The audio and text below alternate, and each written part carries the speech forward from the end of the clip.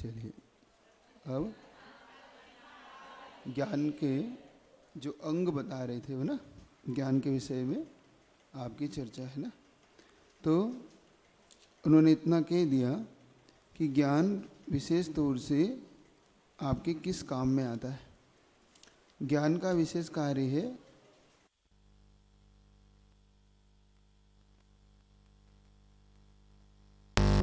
ज्ञान ही, आठवां था ना, आठवां था नौवां था, आठवां, 7 हो गए थे ना, 8वां होना है अब ना। हाँ, जो विवेक का वर्णन विशेष तौर से यहाँ कर रहे थे वो कि कोटि उपाय बनाए भव्य ताको उर्धारो तास ज्ञान को कारण सो पर विवेक बक। तो विवेक शब्द को थोड़ा और समझ लेना कि जब ज्ञान का हम उपयोग करें या ज्ञान हम जब प्राप्त करें तो उपयोग भी विवेक के साथ हो और प्राप्ति भी विवेक के साथ हो।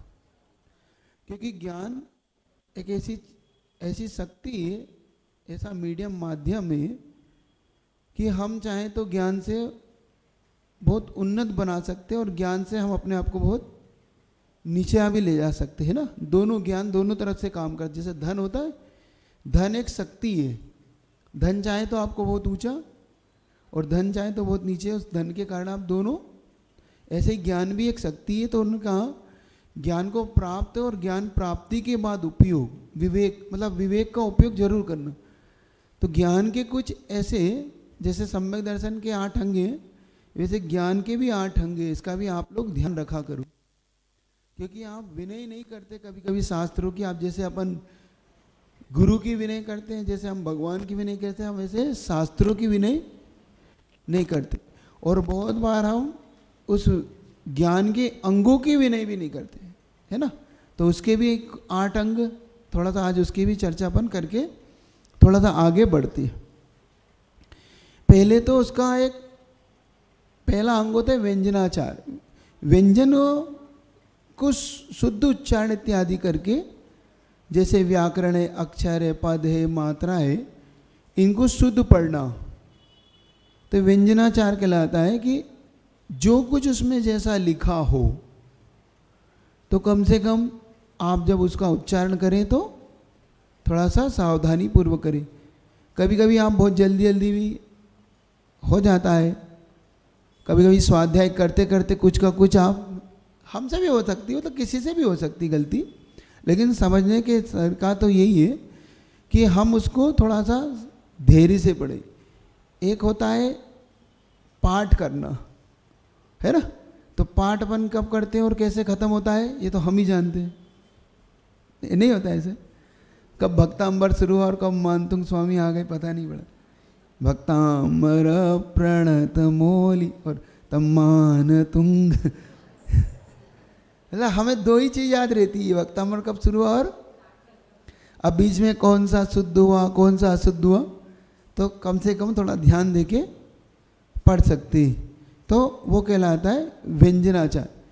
एक होता है अर्थाचार, उसके अर्थ को भी समझ के पढ़ना, अर्थ का भी सही सही अर्थ निकालना भी और सही सही पढ़ना भी।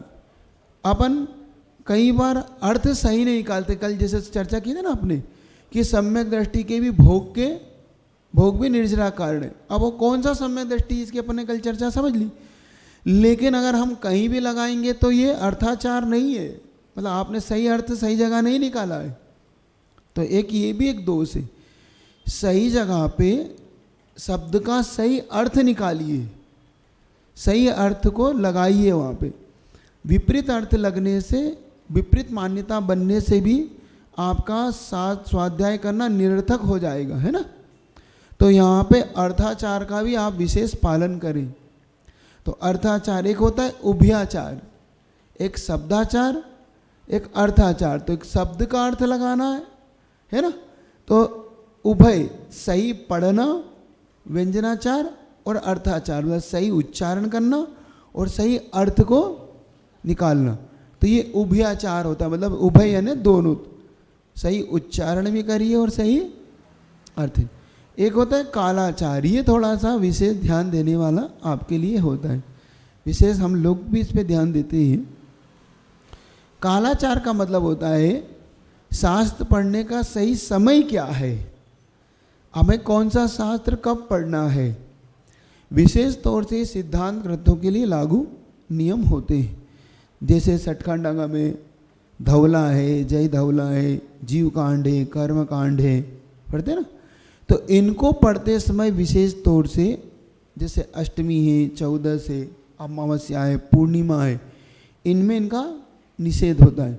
जैसे बहुत ज़्यादा बारिश हो रही हो, अग्नि लगी हो, राजा का मरण हुआ हो, संग में समाधि हुई हो और केसलोच इत्यादि हुए हो, हड्डी वगैरह क्षेत्र की दृष्टि से, तो इसका भी कालाचार है। तभी काल की दृष्टि से बता रहे थे, इन कालों में इन्हें नहीं पढ़ना। अब बहुत बार आपके प्रश्न होते हैं तत्वार्थ सूत्र क्या है ना। अब आने वाला है प्रश्न कि तत्वार्थ सूत्र क्या है। तत्वार्थ सूत्र इन सब्जेक्ट को में नहीं आता, एक बात ध्यान रखना। आता तो सूत्र ग्रंथ के अंतर्गत है, फिर भी आचार्यों ने उन्हें उसका विषय नहीं बनाया, क्योंकि हमने देखा जब पूजवर के साथ थे हम लोग, तो 10 लक्षण में चाहे अष्टमी हो चाहे 14 हो, उसका उच्चारण होता है, स्वाध्याय होता है उसका। रात में भी विद्वान लोग उसकी क्लासें भी लगाते हैं, तत्पार सूत्र का अर्थ भी करते हैं, क्लास भी लगाते हैं। तो इससे ऐसा लगता है कि उसको इन ग्रंथों में नहीं गिना गया। प्रथमानुयोग कभी भी पढ़ सकते हैं, प्रथमानुयोग के लिए उन्होंने विशेष कोई ऐसा नियम नहीं बांधा। विशेष तौर से 3 संधि कालों में जरूर उसको थोड़ा सा निषेध किया। सामायिक का जो काल है, जैसे प्रातः काल, मध्याह्न काल और शाम का काल, उसमें भी विशेष तौर से आप लोग के लिए तो छूट जैसी ही, अगर सामायिक आप करते ही नहीं हो, आपका तो कोई नियम है नहीं। हाँ, प्रतिमाधारी हो तो थोड़ा सा वो अपने काल को सामायिक में लगाएं, क्योंकि सामायिक भी आपको यथा समय और उससे करना है तो उसलिए, बाकी आप शेष समय प्रथमानुयोग कर सकते। कर्णानुयोग के लिए विशेष तौर से ये आता है। अपने यहाँ द्रव्यानुयोग में भी 2 चीज़ चलती है, एक आगम भाषा, एक अध्यात्म भाषा। तो आगम भाषा इत्यादि के लिए जैसे कर्णानुयोग बता दिया आपको, आगम भाषा में जैसे कि कसाय पावड़े, महाबंदे बंदे, ये सब आगम भाषा ग्रंथ हो जाते हैं। और द्रव्यानुयोग में जब अपन अध्यात्म भाषा की ओर जाते हैं तो विशेष तौर से जैसे समय सार है, इष्टोपदेश है, समाधि तंत्र, ये जो आध्यात्मिक ग्रंथ हैं वो इसकी ओर चले जाते। तो कालाचार का भी आप विशेष तौर से ध्यान रखें। एक होता है विनयाचार। विनयाचार का मतलब होता है जब आप द्रव्य इत्यादि की शुद्धि रखते हैं अपनी, जैसे वस्त्रों की शुद्धि, तो विशेष तौर से आप अपने वस्त्रों की शुद्धि जरूर रखें, क्योंकि उसके बिना विनय नहीं होगी इनकी। तो फिर महाराज फिर स्वाध्याय कैसे करेंगे। तो आप कुछ वस्त्र ऐसे रख सकते हैं अपने पास, मंदिर आने के लिए भी ऐसे धुले हुए, जैसे कि आपके किसी से छिले हुए ना हो। जैसे आप शुद्धि के भोजन नहीं करते, जैसे आप मुनि महाराज को आहार नहीं देते, एक बात मैंने देखा, आप आहार देते समय रखते हैं शुद्धि, भगवान के अभिषेक के समय लोग शुद्धि रखते हैं, लेकिन शास्त्र के समय कोई किसी भी हाथों से उठाया, किन्हीं भी इतिहास से कहीं भी रखा। एक बात, जब देवशास्त्र गुरु तीनों कहे हैं उन्होंने, तो देव की विनय है, गुरु की विनय, तो शास्त्र की विनय क्यों नहीं है आपके लिए?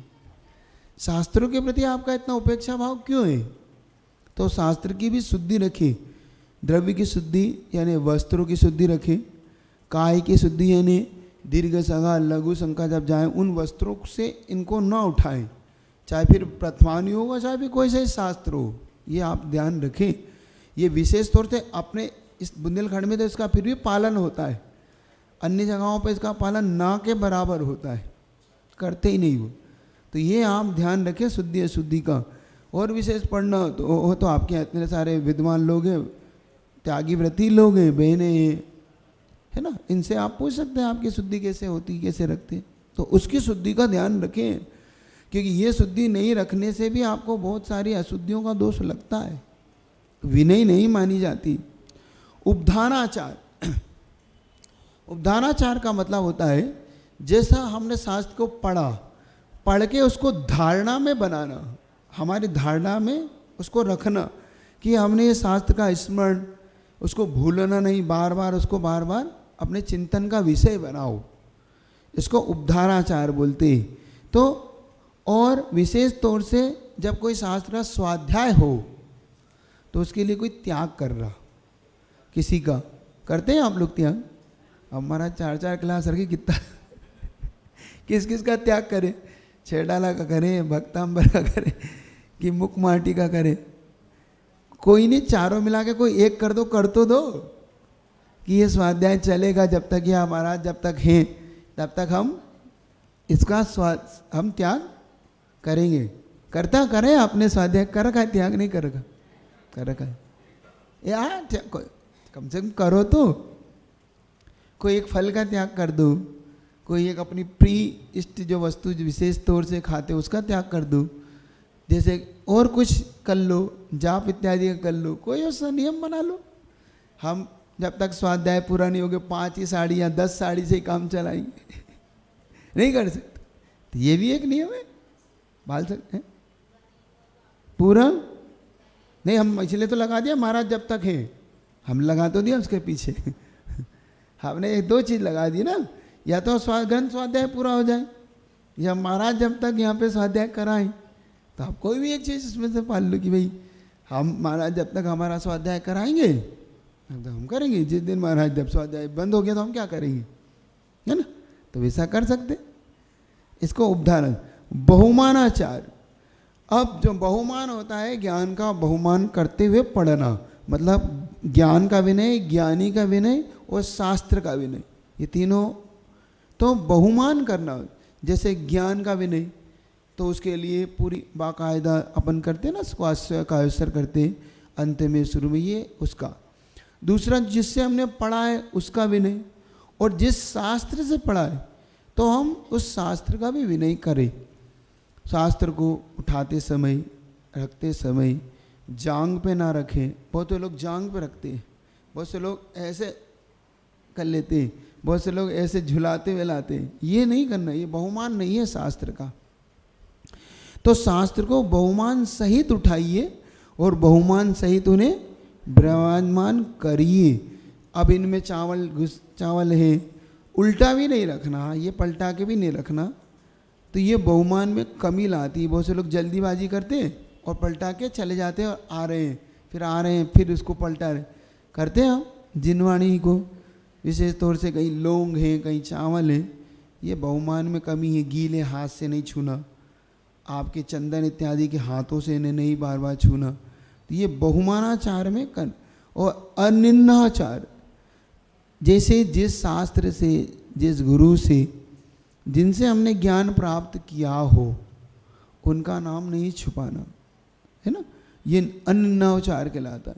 तो निन्ना का अर्थ तो छुपाना और अन्न मतलब उनका नाम प्रकट करिए। आप ये मत सोचिए कि अब मैं तो इनसे ज़्यादा विद्वान हो गया, कभी पढ़ता था इनसे, ये मत कहिए। होता है ना कभी बचपन में हम जिनसे पढ़े, उन्होंने हमें छोटी सी प्रथम पहला दूसरा भाग पढ़ाया और आज तो हम कर्मकांड के विद्वान हो गए या हम कोई और अच्छे विद्वान हो गए। अब हमसे पूछा क्या, नहीं नहीं हमने खुद पढ़ा है। उनका नाम मत छुपाओ, कहो हमने उनसे पढ़ा है, उन्होंने हमें दिया ज्ञान। हम जब छोटे थे, बड़े थे, हमें पहला भाग उन्होंने पढ़ाया, बाकी तो फिर मैंने से औरों से पढ़ा। छिपाइए मत ज्ञान का, ये बहुत बड़ा अपमान, मतलब क्षयोपम कमी आएगी आपकी, मतलब ज्ञान का, ज्ञानावरणी कर्म का बंद का कारण। तो विशेष तौर से यहाँ पर जो ज्ञान की चर्चा आपने ली है विवेक पूर्वक, उसको हासिल करते समय इन 8 अंगों का पालन करना। तो व्यंजनाचार, अर्थाचार, उभयाचार, कालाचार, विनयाचार, उपधानाचार, बहुमानाचार और अन्य 9। ठीक है, ये 8।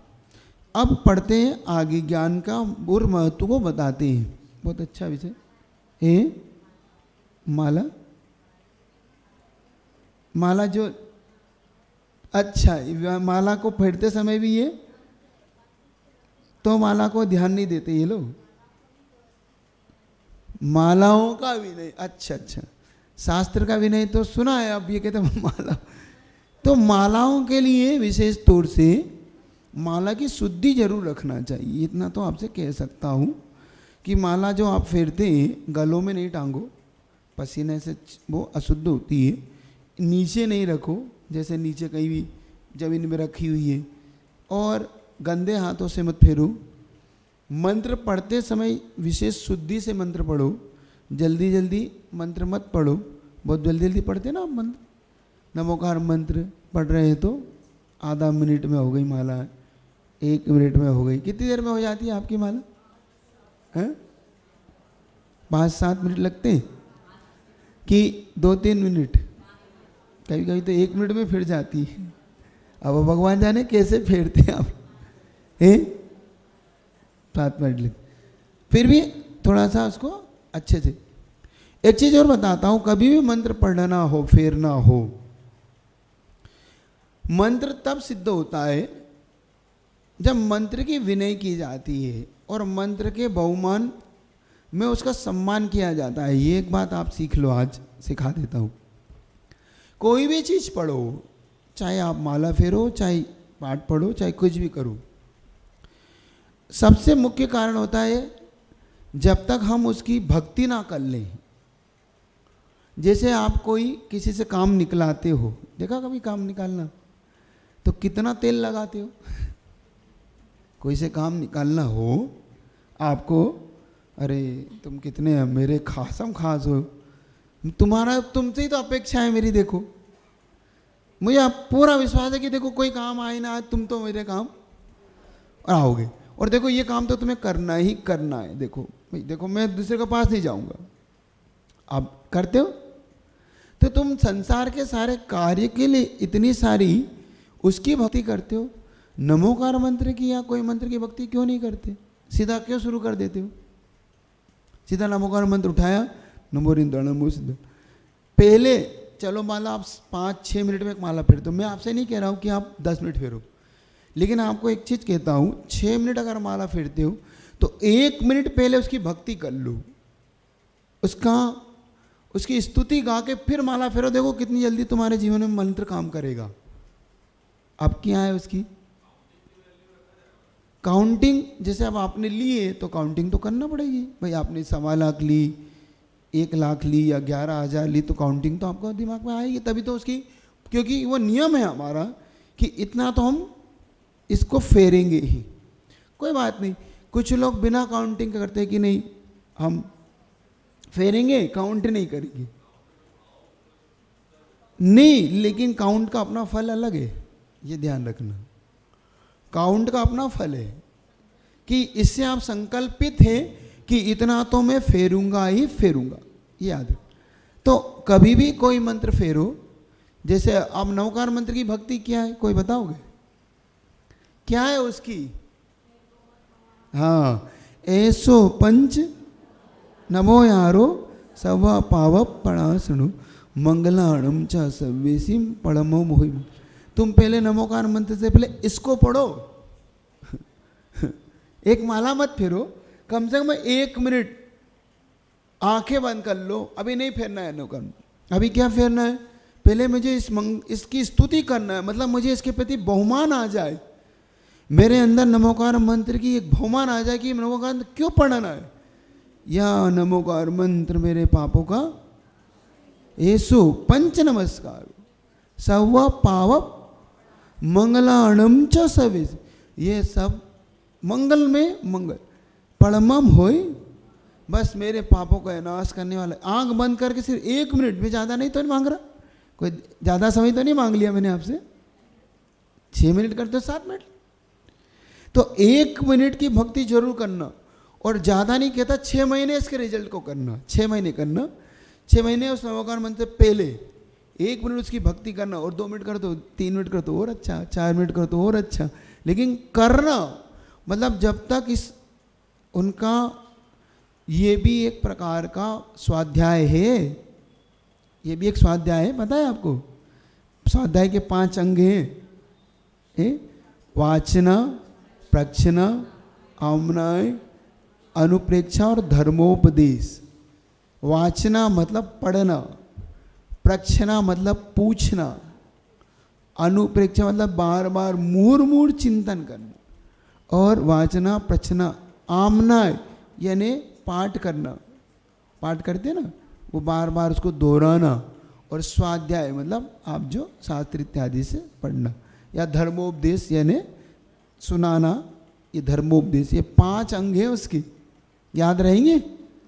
वाचना, प्रचना, आमना और प्रच्छना, अनुप्रेक्षा और स्वाध्याय मतलब धर्मोपदेश, ये अंग भी 5 हो। तो ये जब माला करते हो आप तो ये मत समझो कि स्वाध्याय नहीं है, लेकिन स्वाध्याय में गिनना नहीं है।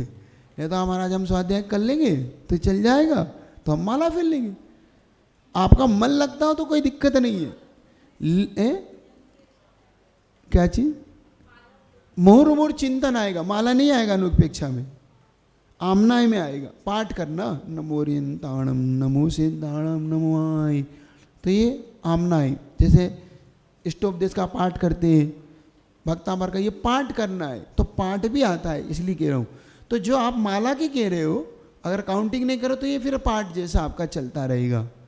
बस नमो रियंताणम नमो सिद्धाणम, ये पाठ करना। श्वासोच्छ्वास में करना तो बहुत ही अच्छा है। श्वासोच्छ्वास की प्रैक्टिस जिसको हो जाए उसका तो कोई जवाब ही नहीं है, क्योंकि अंत में यही काम आता है। क्योंकि जब मुख बंद हो जाता है, अंत में उच्चारण नहीं निकलता है, तो बस श्वासोच्छ्वास पे मंत्र बैठा रहता है और आपकी श्वासोच्छ्वास के साथ चलता रहता है।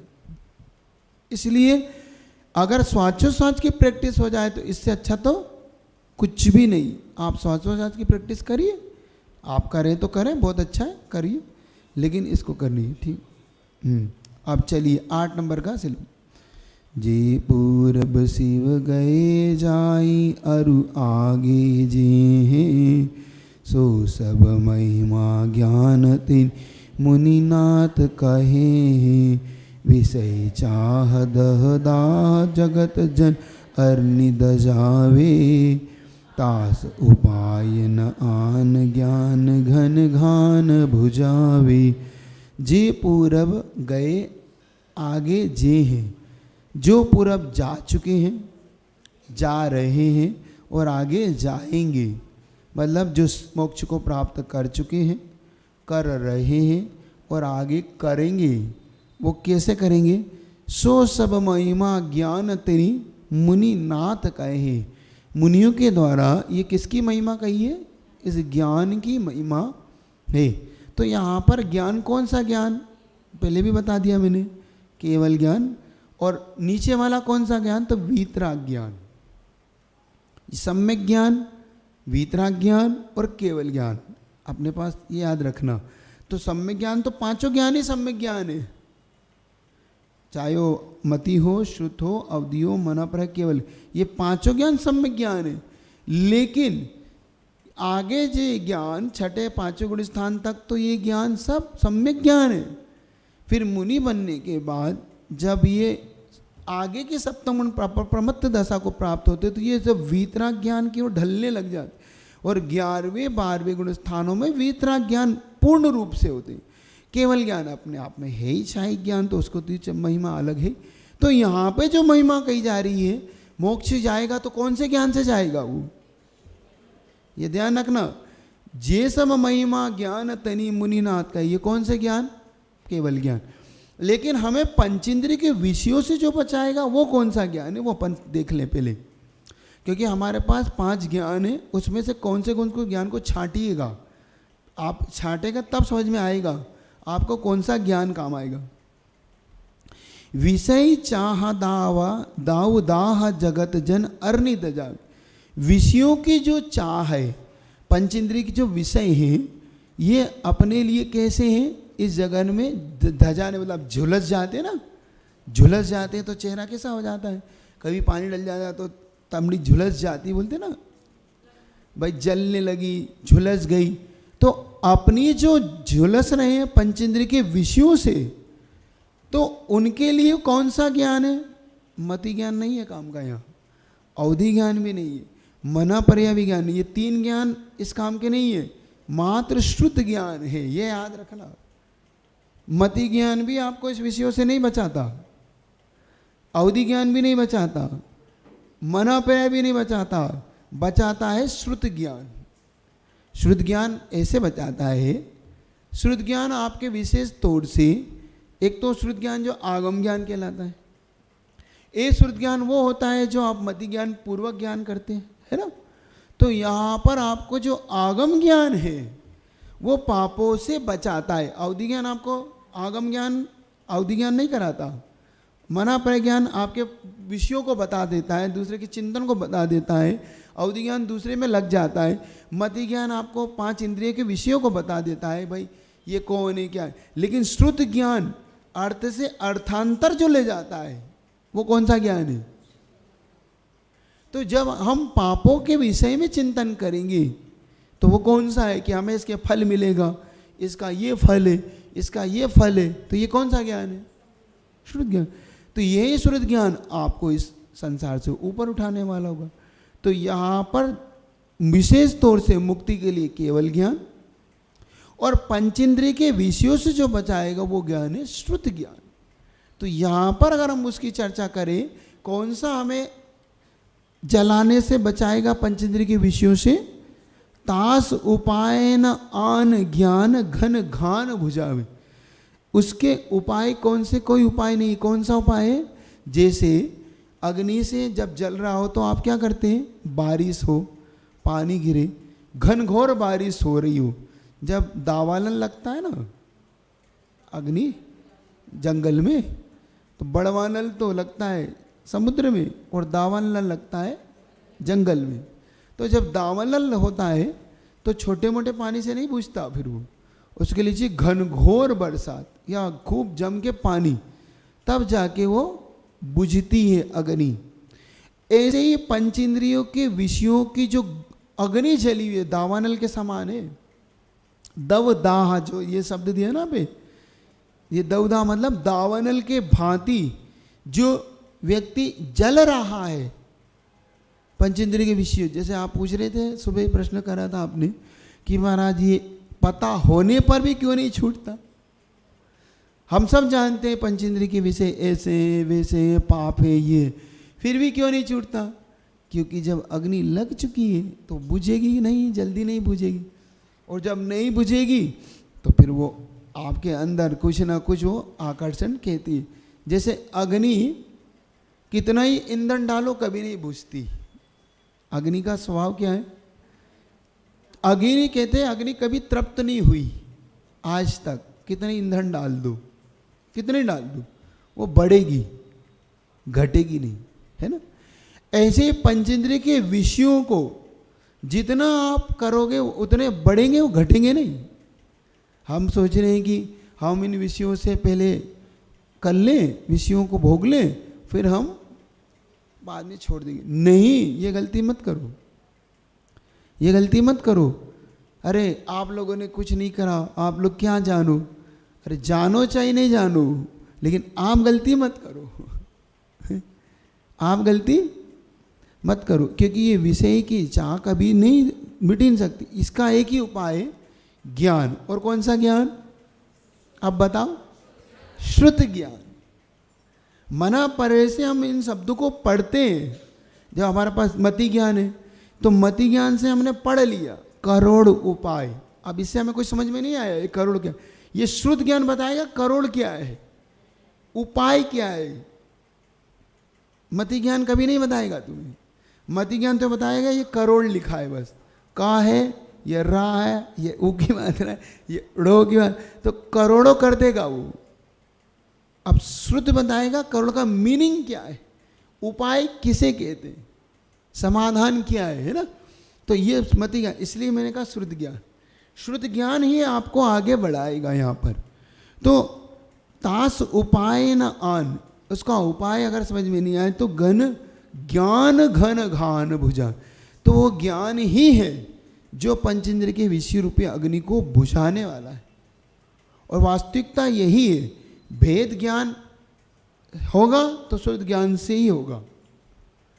एकत्व विभक्त की भावना आएगी तो श्रुत ज्ञान से ही आएगी, क्योंकि श्रुत ज्ञान ही हमें हमारी धारणा में जो कुछ बैठा है वो हमें भेद करके दिखाता है और कोई नहीं दिखा सकता हमें। श्रुत केवली जो कहा है वो इसीलिए कहा है उन्हें। श्रुत केवली जो शब्द दिया है ना, देखो मति केवली नहीं कहा, अवधि केवली नहीं, मना प्रयोग नहीं, श्रुत केवली है इसलिए उन्होंने कहा कि श्रुत ज्ञान जो होता है उनका, चाहे वो अष्ट प्रवचन मातृका का भी क्यों ना हो। एक तो श्रुत केवली 11 अंग 14 पूर्व का हो गया, वो श्रुत केवली कहला गए, लेकिन अष्ट प्रवचन मातृका का भी शुद्ध ज्ञान हो तो भी वो केवल ज्ञान की उत्पत्ति की क्षमता रखता है। केवल ज्ञान उत्पत्ति करने की क्षमता किस में है, तो अष्ट प्रवचन मातृका से भी हो जाती है। और हुई है शिवभूति मुनि महाराज के जीवन को आप पढ़ेंगे तो पता पड़ेगा कि उन्होंने इस इतने ज्ञान से कर लिया था। ये याद, इतना ज्ञान भी सफिशिएंट है। बात आई समझ में?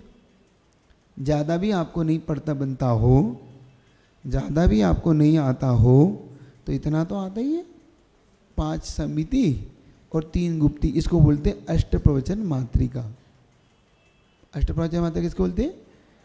5 समिति, इनको माँ के समान, मातृ है ना माँ, 8 मामा है, 8 माँ, मामा नहीं माँ 8 माँ है, मतलब मुनियों की एक माँ नहीं है, मुनियों के पास 8 माँ है जो उनकी रक्षा करती है।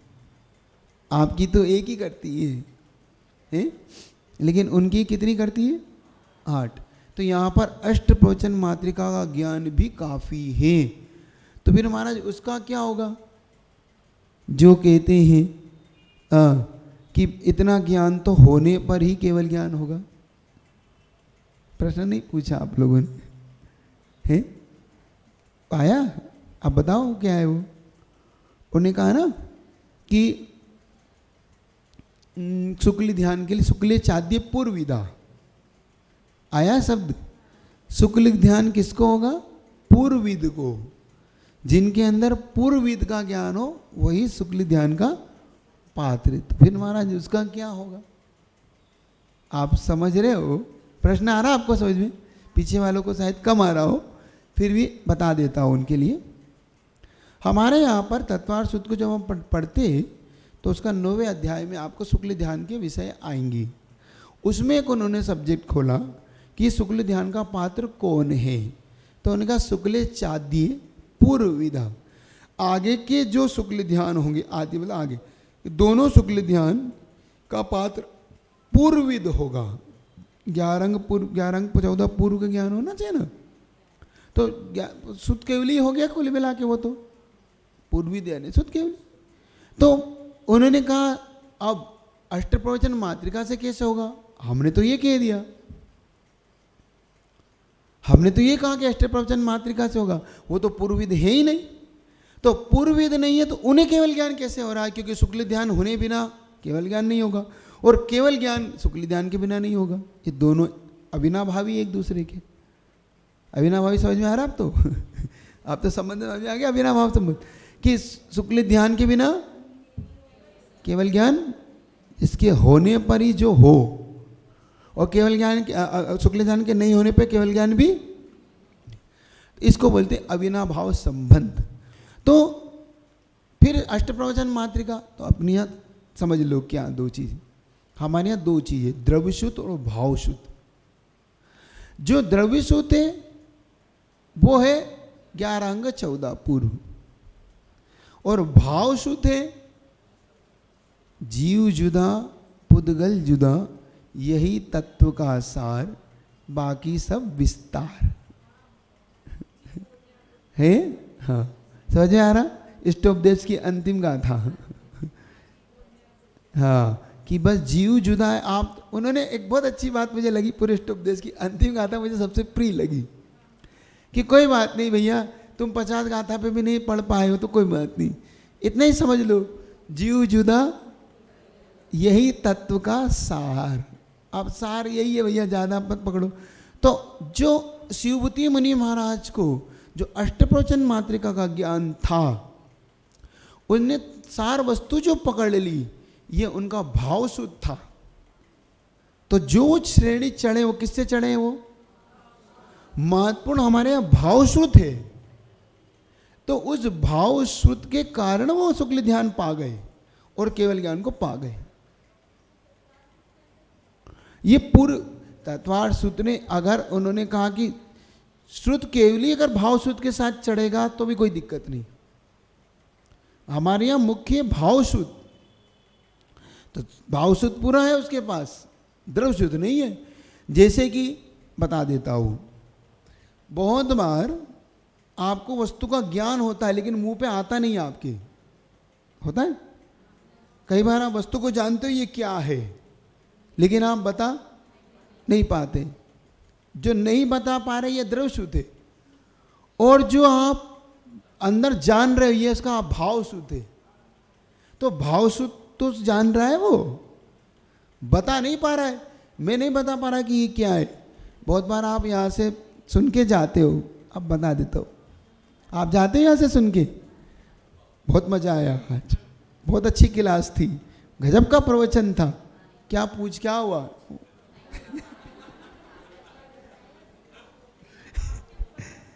नहीं, बस पूछो मत। घर वाले पूछ लेते हैं, भाई तुम इतने दिन क्लासों में जाती रहती हो, इतने दिन क्लास पढ़ती रहती हो, आज क्या बताया महाराज ने? बता दो जो, और हम भी तो समझ ले तुम कहाँ गई थी। पूछो मत, मजा आ गया क्लास में आज, गजब की क्लास थी। कभी तुम सुना करो, जाके सुन लेना, महाराज से पूछ लेना, महाराज को पता है वो तो सब, लेकिन हमें तो आनंद आ गई। तो आपका अंदर का भाव शुद्ध जो पनप गया, अंदर जो धारणा बैठ गई आपकी, ये क्या है आपकी? तो ये भाव शुद्ध के कारण वो श्रेणी चढ़ गए। समझ में आ गई? तो यहां पर जो कह रहे हैं, हमारा ज्ञान कौन सा ज्ञान, वो घन घाव कौन सा बुझाएगा? वो जो चारित्र में ढला हुआ ज्ञान, याद रखना।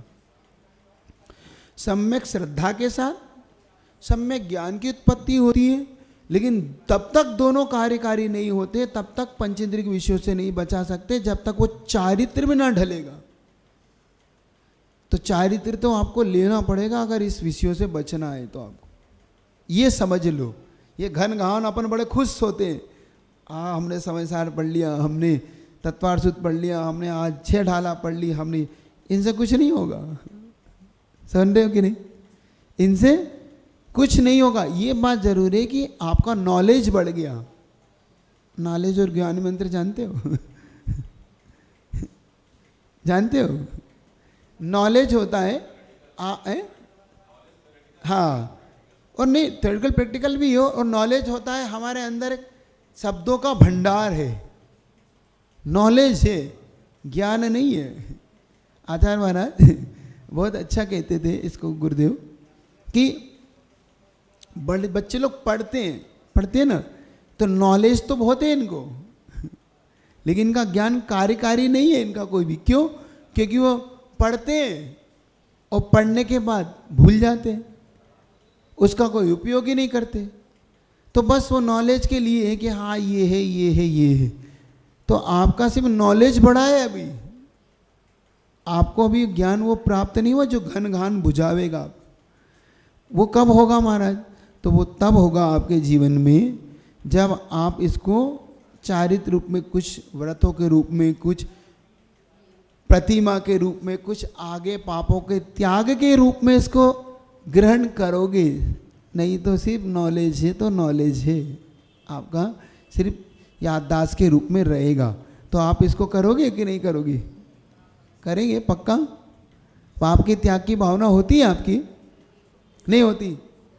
बस एक ही चीज चौथवासा कुछ चौमासा कोई विशेष होता है क्या? कुछ है क्या होता है? तुम दिवाली बाद भी यही कहोगे, हमारा ठंड शीतकालीन बन जाए तो हम कर लेंगे।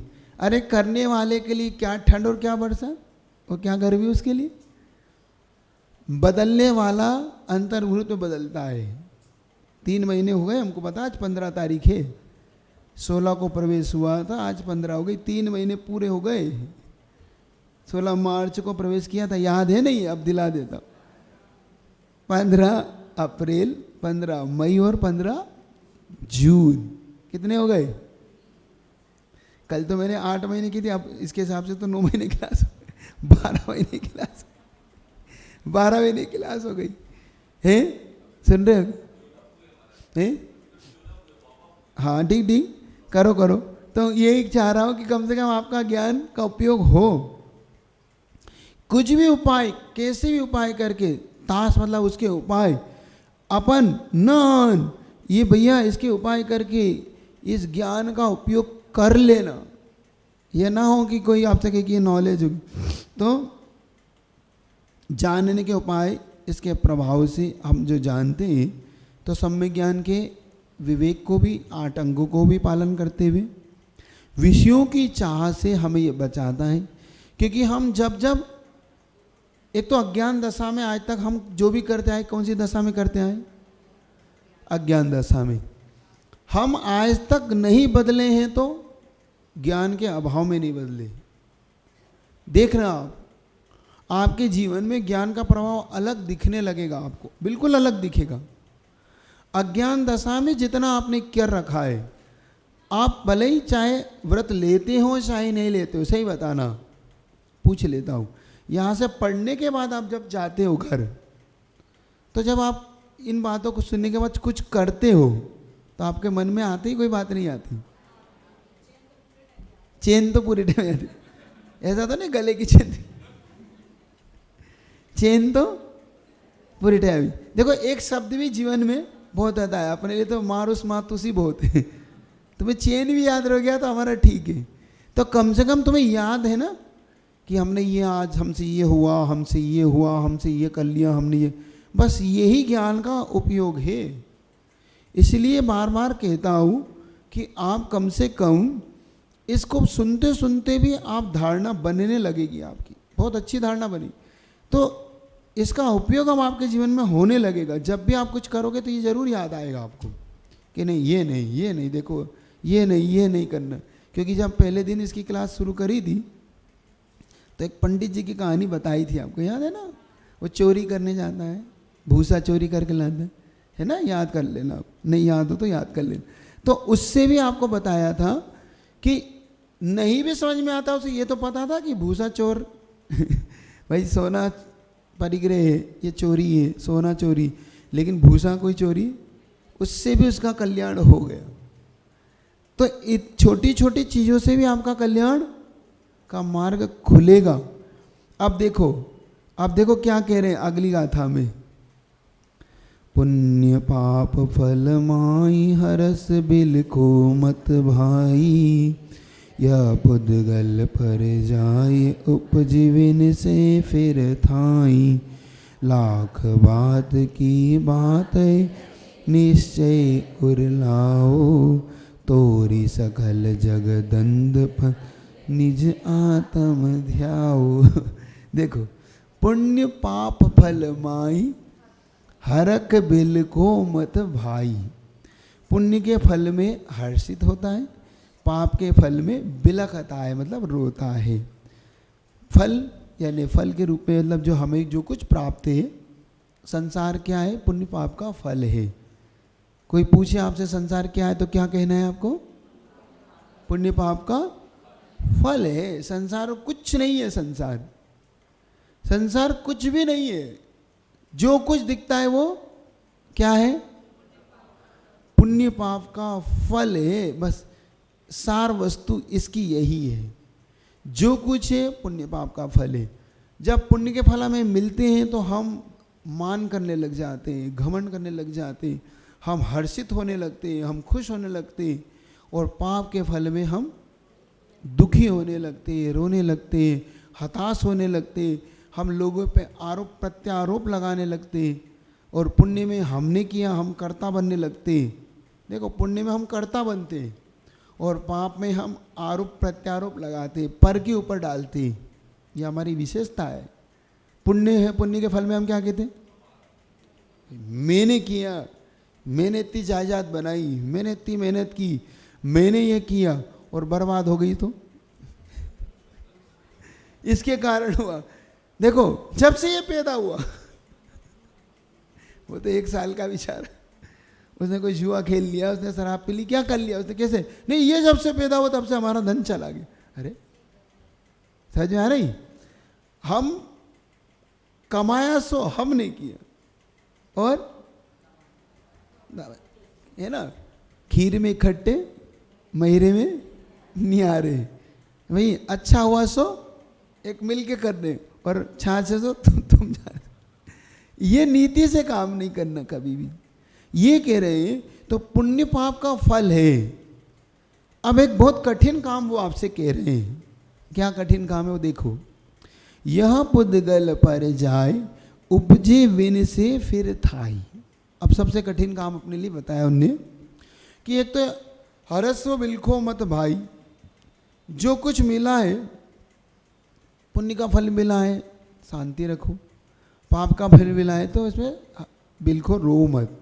ये होता नहीं, होता है आप लोगों से। जब पुण्य का फल मिलता है तो आपको लगता है कि समता रखना चाहिए, सही बताओ। और जब पाप का फल मिलता है, दुख आते हैं, संकट आते हैं, तो आपको लगता है कि शांति रखो। आता है मन में? अब आने लगा। अभी आना शुरू, आने नहीं लगा है, माना जब आना शुरू हो रहा है, मतलब आप थोड़ा थोड़ा मन में भाव उत्पन्न होते हैं, भले ही वो हम कर पाए चाहे नहीं कर पाए, लेकिन अब उत्पन्न होते हैं। तो सबसे कठिन काम तो ये है कि इसमें हर्ष विषाद मत करो। हर्ष विषाद करने से क्या होगा? हर्ष करेंगे तो हमारे अंदर मान उत्पन्न होगा, घमंड उत्पन्न हो सकता है, अहंकारी बन सकते हैं हम। और जब जब अहंकार उत्पन्न होता है तब तब हमारे पतन के मार्ग खुलते हैं। ये एक बात नियम बनाना, चाहे ज्ञान का अहंकार हो, चाहे धन का हो, बल का हो, ये अहंकारी व्यक्ति को डुबोता है। रावण क्यों डूबा? अहम लंकेश, मैं रावण, मैं इस तीनों खंड का मैं राजा। बस इसी अहंकार ने रावण को डुबो दिया। और सबसे बड़ा अहंकार था उसको रूप का। उसको किसका? इसका धन का अहंकार कम था, उसको बल का भी अहंकार नहीं था, उसको था रूप का अहंकार कि मुझे जैसे को कौन नहीं चाहेगा। याद करो उसकी प्रतिज्ञा क्या थी। केवली भगवान के सामने उसने प्रतिज्ञा किस बात के लिए ली थी? उसको अहंकार था इस बात का कि प्रतिज्ञा भी हो जाएगी, क्योंकि अब इज्जत बचाना थी, उसको इज्जत बचाना थी, क्योंकि विभीषण ने नियम ले लिया और कुंभकर्ण ने नियम ले लिया। अब वहां पर अनंत केवली, एक अनंत वीर केवली आए थे, उनसे नियम लिया। मतलब ये युद्ध के लिए जा रहे थे, रास्ते में तीन खंड को जीतने के लिए निकले थे, तो रास्ते में इनको अनंत वीर केवली का मिला, मतलब गंधकुटी, संवत्सरण तो नहीं था क्योंकि तीर्थंकर नहीं थे वो। उनकी गंधकुटी में ये तीनों जब पहुंचे तो सबने भगवान से स्वरूप सुना, इसने भी सुना, लेकिन चूंकि इसका तो नरक जाना तय था, तो नरक जाने के कारण ये नियम नहीं ले पा रहा था, क्योंकि नियम ले नहीं सकता। जिसको नरक जाना होता है वो नियम, सुन रहे हो कि नहीं? आप पूछते हैं कि हमें नरक बंधा कि नहीं बंधा, तो आप देख लेना। आपको लगे कि भाई हम कुछ नियम ले पा रहे हैं, कुछ संयम करें, तो समझना अभी नरक दूर है। और आपको लगे कुछ भी हो जाए हम नियम नहीं लेंगे, तो समझना अभी संभावनाएं बन रही है। तो जब रावण ने अब और लिया था, सिर्फ इज्जत के कारण लिया था उसने, मैं सही बता रहा हूँ, आप पद्म पुराण पढ़ना।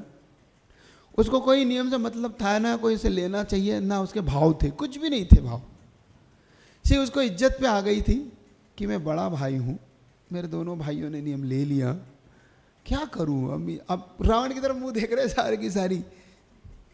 तो रावण ने सिर्फ इज्जत बचाने के लिए नियम लिया, हाँ हाँ मैं भी लेता हूँ नियम। क्या नियम है? कि जो मुझे नहीं चाहेगी मैं भी उसे जबरन नहीं करूँगा, बस इतना सा नियम।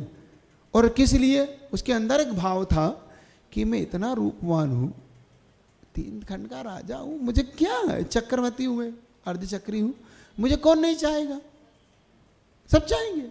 इसीलिए सिर्फ अपनी इज्जत भी बच गई और नियम भी हो गया, और अपना काम तो है ही, चाहेगा तो अपनी है ही। देखो कितनी चतुराई से इसने नियम लिया। होते हैं आप लोग भी बहुत चतुर होते हैं, घुमा के नियम लेते हो आप लोग हमसे। फिर भी हम सोचते हैं कि चलो कोई नियम तो, क्योंकि ये नियम भी रावण को तिराएगा आगे जाके। ये नियम ही सीता के कारण सीता की बच गई, सीता की इज्जत बची, रावण ने उसे जबरदस्ती नहीं करी, इसी नियम के कारण, क्योंकि ये नहीं चाहती तो मैं भी नहीं। और उसी नियम के फल से आगे जाके तीर्थंकर जैसी प्रकृति को पा जाएगा। देखो एक छोटा सा नियम भी उसे तिरा गया है ना, तो इसलिए कह रहे हैं कि पाप पुण्य के फल हैं, इनमें जब हमारे साथ पाप पुण्य आता है तो थोड़ा सा हमें वहाँ पे ये चिंतन करना है कि आज मुझे ज्ञान हुआ है, मेरे पास आज धन आया है, सब ये सब पैसा पुण्य के फल है। इनके पुण्य के फलों में मुझे मान अहंकार नहीं करना है। अहंकार की घटना शुरू हुई थी ना घटनी, तो क्या नहीं करना है अपने को? अहंकार किसी का नहीं टिका, अपना भी नहीं टिकेगा। अहंकार बहुत बुरा होता है और इस सड़क पे बहुत जल्दी ले आता है। अहंकार मत करना, सब करना। और निराश मत होना जब कभी ऐसी भी आ जाए दिन कि आज रोटी भी नहीं है भैया, आज घर में तो आज चटनी है, आज रोटी है, बस इससे ही भोजन करना है। ये दिन भी देखते हैं लोग, आपके यहाँ बहुत लोग देखते हैं, इन दिनों को भी देखे लोगों ने। उनका अहंकार नहीं होता, फिर वो देखते हैं कि भैया हमने वो दिन भी देखे कि भैया हमने चटनी रोटी से भोजन किया हुआ है, इसलिए हम अहंकार क्या करना। तो उसमें भी निराश मत होना और इसमें अहंकार नहीं करना। यह पुद्गल, क्यों आप देखो, यह पुद्गल पर्याय, पर्याय मतलब पर्याय मतलब पर्याय है ये शब्द। यह पुद्गल की पर्याय है। उपजे उत्पन्न होती, विनि से नष्ट होती, फिर था ये पुनः है अपने स्थायी में। उत्पाद वे ध्रुव, इस प्रकार से इसका होता रहता है, मतलब ये चक्र है, चलता रहता है, इसमें अहंकार मत। लाख बात की बात यही, अब उन्होंने सब लाख का सार कह रहे हैं। लाख बात की बात यह है, निश्चय और आनो। निश्चय मतलब यहाँ पे वो निश्चय नहीं लेना, निर्णयात्मक निश्चय, कि निर्णय तो यही है, इसका अंतिम फल तो यही है कि लाख बात की बात यही, अब अंदर में यही, इसके फल को जानो। तोरी सकल दंड फंद उनकी भाषा है। आप लोग बोलते हैं कहाँ दंड फंद में पड़े हो, नहीं बोलते आप, 99 के फेरे में पड़े हो, दंड फंद में पड़े हो, ये वही शब्द है। तोरी सकल यानी सकल यानी संपूर्ण, दंड फंद मतलब संपूर्ण, ये जो कर रहे हो 1 2 का 4 1 2 का 4 जानते हो, 1 दूना 2 दूना 4 जो करने में लगे हो, तो सब दंड फंद को छोड़ो। कहाँ झूठ सच में पड़े हो, कहाँ ये सब में पड़े हो। निज आत्म ध्याओ, अपने किसको ध्याओ?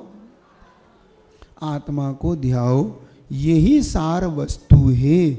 मतलब अगर तत्व ज्ञान है तो तत्व ज्ञान का सार क्या है? आत्मा में अपनी ओर आना। आप इतने दिनों से पढ़ रहे हो, इसका सार क्या है? आपको कहाँ आना है?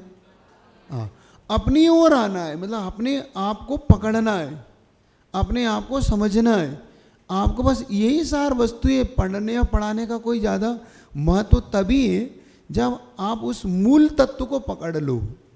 आप मूल तत्व आपकी पकड़ में आने लगे कि मूल तत्व क्या है, तो मूल तत्व है आत्मा का ध्यान करना। चलिए आपका भजन एक छोटा सा करके छोड़ दे दो। कल ही आपका 1 2 बात है और बची, ये तीसरी डाल भी यहाँ पे हो जाएगी लगता है, चौथी डाल है ना, तो इसको कल कर, तो छोटा सा भजन करके आपको छोड़ दूँ है, पूरी 6 डाला हो जाएगी। बहुत बढ़िया।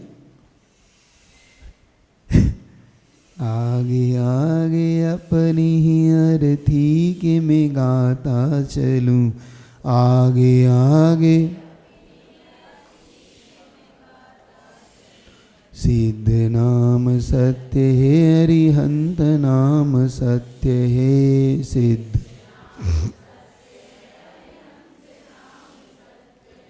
पीछे पीछे दूर तक दिख रही जो भीड़ है, पीछे पीछे पंछी साख से उड़ा खाली पड़ा नीड़ है, पंछी साख सृष्टि सारी देख ले पर्याय ही अनित्य है, सृष्टि सिद्ध नाम सत्य है, अरिहंत नाम सत्य है। सिद्ध